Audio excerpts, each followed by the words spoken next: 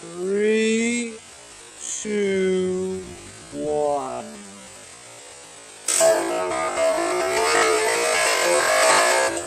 Holy cow! Hey guys, how you doing? It's Henry at Mowers and Blowers. Good afternoon. Welcome to part 4 of my Craftsman Lt2000 lawn tractor repower project. That's right, another tractor, and yes, we haven't even got the hood back on here again, and it's already 4 episodes. Well, it's because the whole thing was free. Tractor was from my friend Brian from Huntington, even had a good battery in it from what we've been testing lately. And also this engine, it's a Kohler Courage 20 horsepower. While in the past couple of episodes we've done a lot of things to it. Patched up a gas tank, added a starter Bendix gear flew off, had to fix that for an episode. Bypassed the safety switch.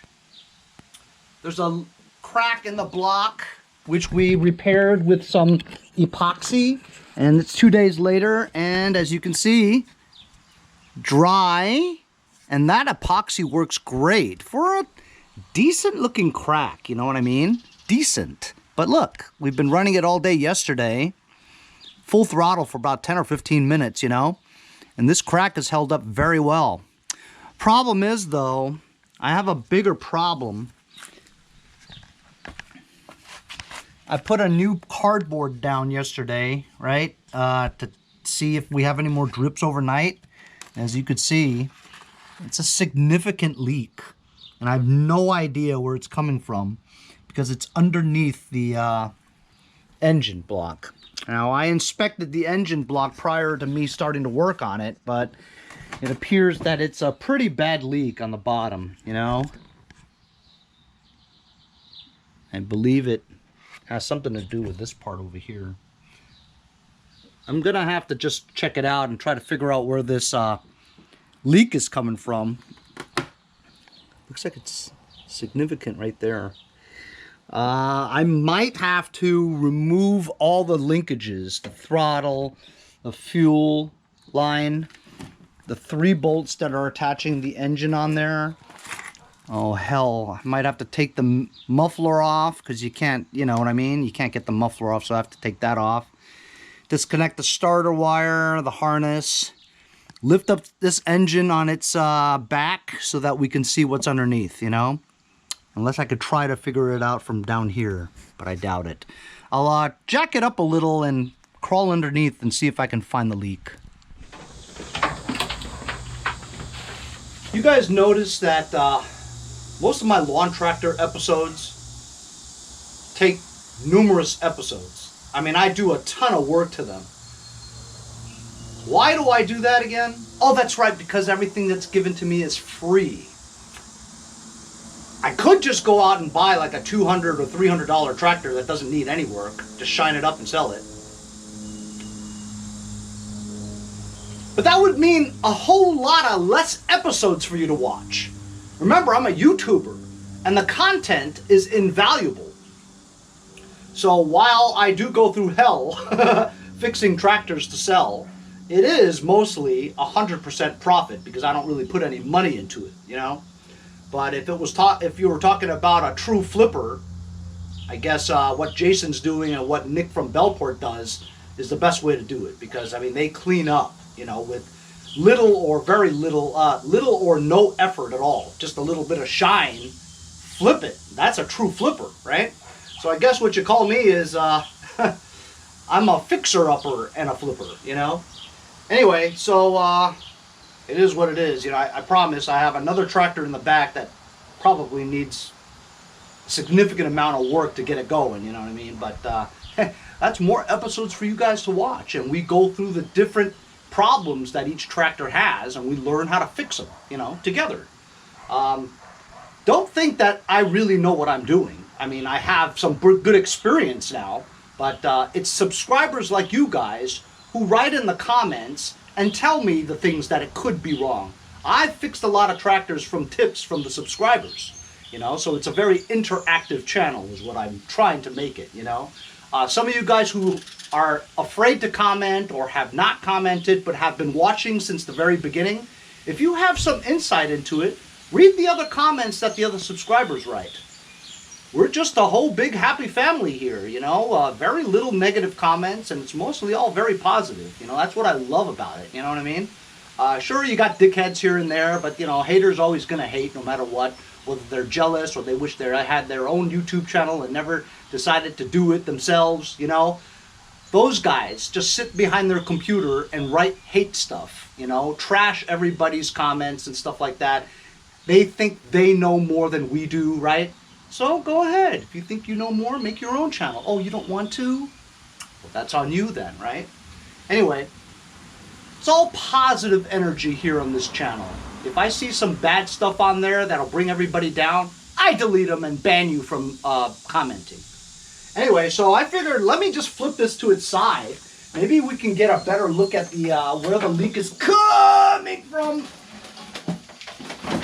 when we do that. Stay. I'm used to saying that from my dog. Anyway, so we're going to look underneath here and see if we can find the significant leak. We got a leak here. Significant waterage. Oh, that's just from the oversaturation of rain in the seat. You know, it is a sponge, you know what I mean?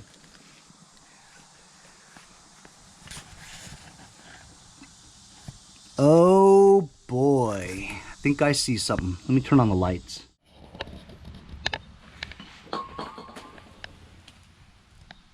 That's so it doesn't fall back down on me. Because of the flatness of that tire, you got a ridge there that will prevent it from falling on my head. So here we go. We're taking a look at the underbelly.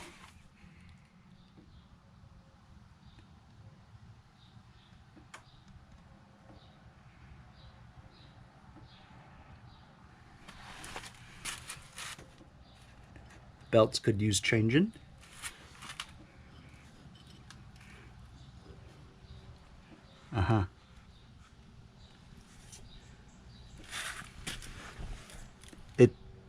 It looks like it's pretty wet around the valve, the seal, the crank seal. As you can see, the drippage coming from there. I don't think I have a Kohler seal though. So I can't really see where the oil is coming from. What I have to do is I have to wipe everything down clean and then let it sit for a while, and then you'll kind of see where the oil is coming from. But it looks really wet on the top there, you know? And also there was a lot of oil right around here, but I wiped it. And it doesn't look like it's coming from the oil drain plug. But I do need to wipe off all that black grime in the back and the front for me to really see later on where it's coming from, you know? But I don't see any obvious areas. And if you look at the seal, it doesn't look like it, which is good because I really didn't want to change the seal. Not to mention the fact that I don't have one. Okay, I'm on the very bottom here, and I've wiped everything down pretty clean. So now we could see, what do we see here? That's right. You guys see a crack over there? I see a crack. And I've wiped that crack a few times. And we're going to wait a little bit and see if anything comes out of that crack. If you look around the other areas, the seal looks okay. I mean, there's a little bit of glistening, you know. But it's not like a, you know, you're going to have some lube there, you know. It's going to glisten a little, but it's not leaking. Of course, we do have this at an angle too. So maybe I'd have to, well, let it sit for a bit, see if we see anything out of there. Then we'll put it back down horizontal again, and then let it sit for a bit, and then put it back up again and see where the leaks come from. I'm over here where the drain plug is, just inspecting it. Cap comes off. This is kind of loose because you're supposed to open it, pull that like that, and then the oil will come out. But then when I tried to do that, I moved it around and look.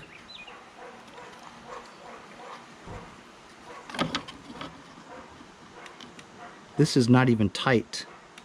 The drain plug is not even wrenched on tight. Let's remove the drain plug. We have the thing on its side there, so oil shouldn't come out. I just want to see the surrounding areas of the drain plug and see if we have a thread crack or something like that, you know? Maybe.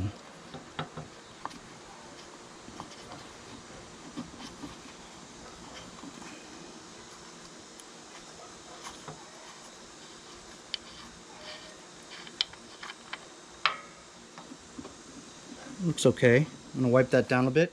Okay, we cleaned up that area as well as the threads. Looks fine.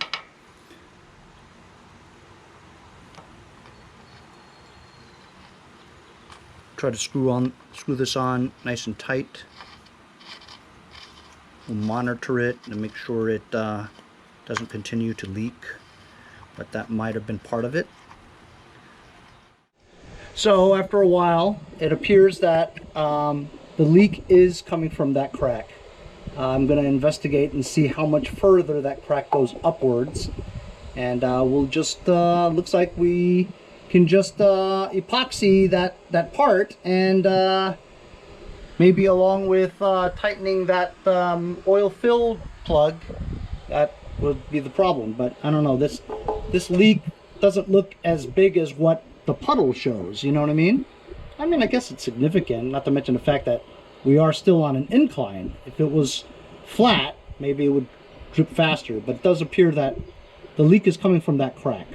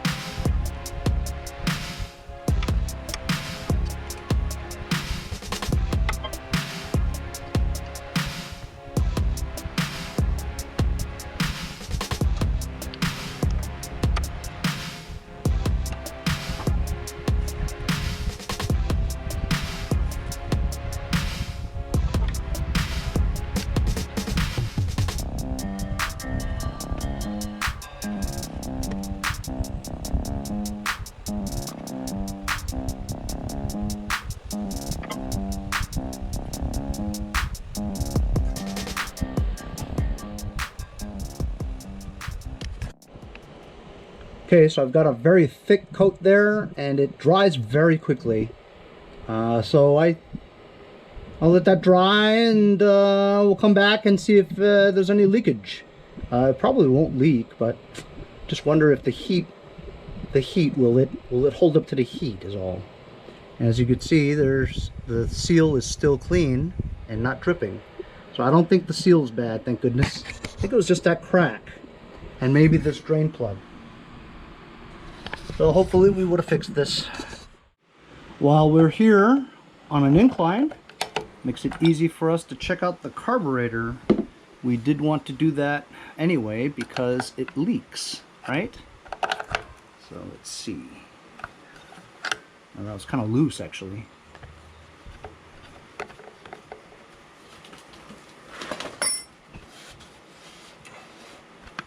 Gas is coming out. Disconnect that solenoid. There it is right there. This one actually seems like it works because we can hear it engaging and disengaging. Let's see what's inside this bowl.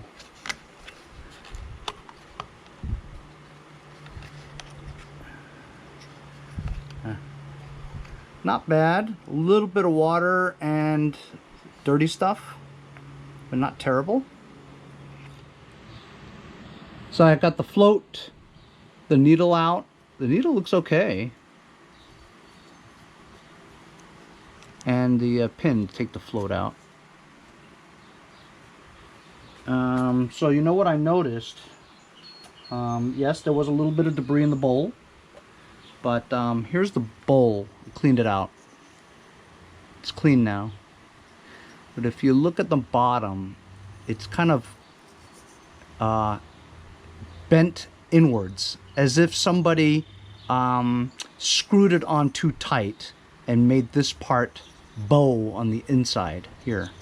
So this part, the bottom part here, is kind of pushed upwards like this. Therefore, if it's pushed upwards, right, the float will not be able to, it's almost pushed up too much, you know? Well, if it's pushed up too much, I guess it should seat, but it's uneven, you know? So I think maybe I should push that down a little bit more and then blow this part out. Got some carb spray. I'm doing it from the bottom here. I could also curve it, the straw, to go up the emulsion.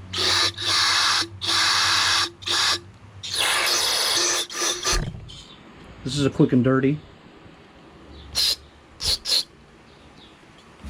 You can see the bottom, so you're just spraying the bottom of any debris.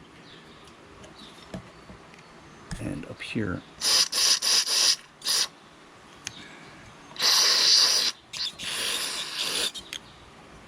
I'm also going to take a Q-tip and shove it up there.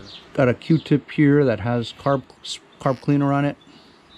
Just going to clean the walls, because if it's sticky, the needle will have difficulty moving up and down. Kind of like KY lube, lubing up the tunnel, you know what I mean? So it's nice and slippery going into the hole. You know what I mean? In and out like that, you know what I mean? So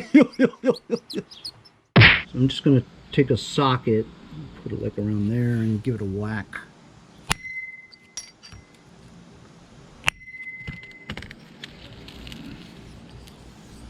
It's not quite flat enough.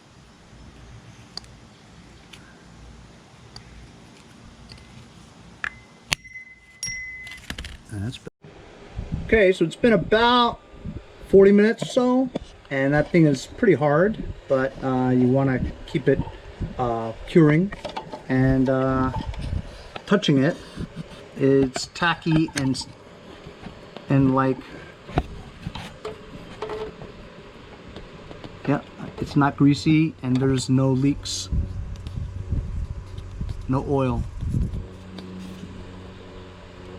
Maybe a little glisten from the mixture of the oil coming out and the resin taking mold. While I was down here, I was looking at the belt.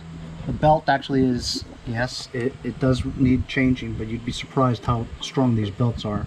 I might go in the back and get another one. I think I have one. And then I noticed this thing here, the idler pulley. I had to, it wasn't moving before. I had to turn it with my hands like that. So now moving it around, it's starting to move. So I just unseized this pulley. We're going to put some penetrating oil in there just to help it out. It looks like it's okay. Let's go find another belt. So I couldn't find another belt. The closest one that I had to this was about an inch longer. And with these hydros, it has to be exactly right, otherwise it won't work. So I'll just put this back on. It's bad, but it'll hold for a while. Not to mention the fact that we don't know if this is even going to work. Anyway, just putting a little bit of penetrating oil around the bearings.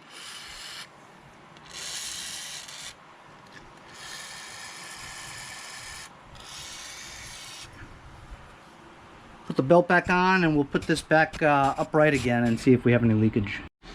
While I was down here putting the belt back on, I noticed that the brake rod over here was out of this brake assembly lever. and it looks like it's snapped in half. So the brakes are not even attached. So I've just pulled this cotter pin out, removed the brake rod altogether, and as you can see, it's broken. There's supposed to be a hole here with a pin and a washer. It's a clean brake, man. Crazy. I'm gonna go to the back and see if I have another brake rod. I'm pretty sure I do. So can you believe it? I actually do not have that rod. But that rod was out of that hole before and getting bound up when I stepped on the brake. So now it's through the hole at least, but it's not connected to the brake assembly. So I just left it in there, rerouted the belt, put it back in there. The belt will hold for a while until we get this thing going. Had a couple of other brake rods, but they didn't fit. So I just checked the area again where we epoxied it, and it doesn't seem like it's leaking. And I'm going to put it back on its regular position, let it sit all day, see if we have any more drips. Holy cow. I'm going to put a couple of new pieces of cardboard under here so we can see if there's any new drips.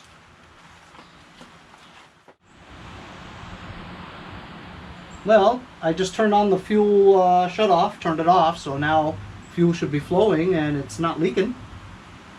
Maybe that clean helped it. What do you think? Should we start it up and see? Should we just start it up? Let's just start it up.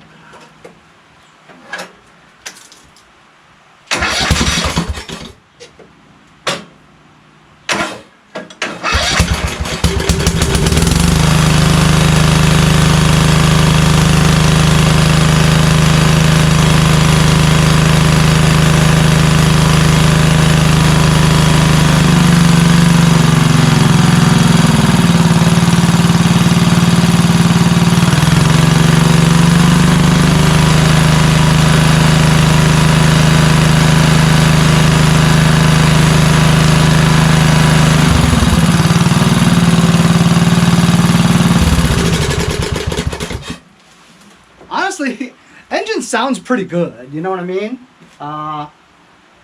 It doesn't seem like there's anything wrong with it internally, you know? Anyway, we'll see what happens tomorrow. We'll see if we fix the oil leaks. If we fix the oil leaks, we can move on. But if the engine has oil leaks that are so bad that it continuously drips, right, throughout the night, then you gotta fix it. So we can't move on until we fix those oil leaks. Let's see if we got this taken care of today, you know, by the oil reservoir plug, tightening it up and cleaning it up, putting epoxy on the crack that we noticed on the bottom, and we did clean that carburetor. Quick and dirty, albeit, but so far so good, no leaks. Excellent. So we'll find out tomorrow if we fix the engine with its oil leaks, and then we can move on from there. Thanks a lot for joining me on today's brief episode. We'll see you guys next time on Mowers and Blowers.